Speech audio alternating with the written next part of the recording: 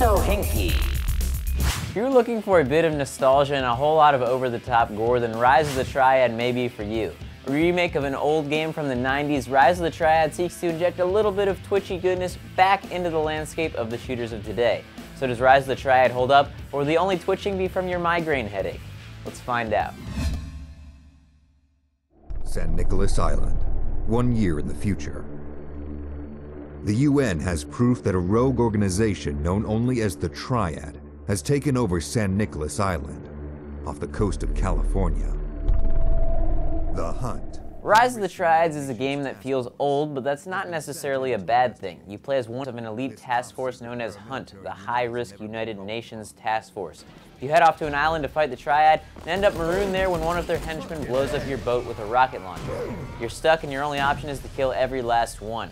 Speaking of rocket launchers, you're going to be using a lot of them, and bodies explode aplenty with gratuitous gore that would make Peckinpah proud. There's even a bonus for blowing up enough enemies within a certain period of time, causing eyeballs to fly at the screen, and it's both hilarious and awesome.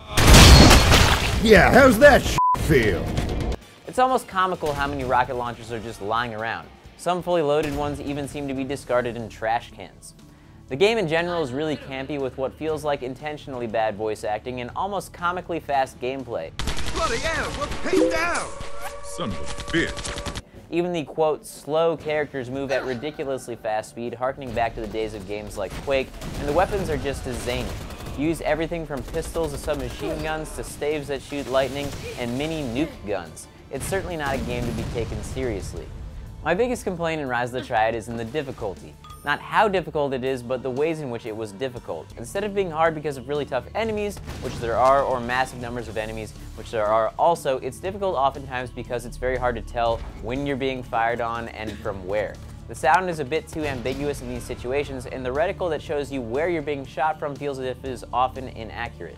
It was an annoyance that caused me to fail several sections until I finally spotted my enemies and memorized their locations for the next time. As far as the overall feel of the game, if you go into it expecting a lot of story, then you're in for a disappointment. A comic strip when you start the campaign is pretty much the only story you get. While I know this is a remake of a classic, at first I couldn't help but feel like I wanted a little more from it.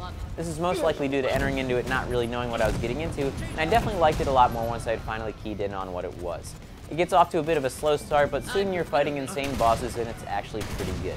When you play the single player of Rise of the Triad, which I quite honestly have not completed yet, you can't even begin to prepare yourself for the insanity that is the multiplayer.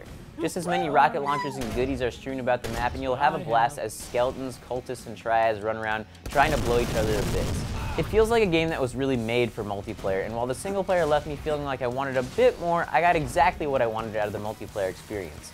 Fast, ridiculous gameplay with insane power-ups and bloody explosions that reminded me why these games took up so much of my time when I was younger. The sheer insanity of it is enough to keep you intrigued for a little while if you are a fan of Twitch shooters to any degree. Rise of the Triad will give you nostalgia and make you wish that people still made Twitch shooters nowadays. The single player is good, but for whatever reason, I feel like today I expect a little bit more from a single player campaign to keep me completely invested. That being said, for any problems I felt there were in the single player front, the multiplayer made me forget about them as I had a literal blast blowing enemies apart. I give Rise of the Triad 7.5 disconnected eyeballs out of 10. For more video game goodness, be sure to subscribe right here to Smosh Games. And if you want more of me, then sub to me at my channel at youtube.com/Sohinki or follow me on Twitter @Sohinki. I'll see you guys next time.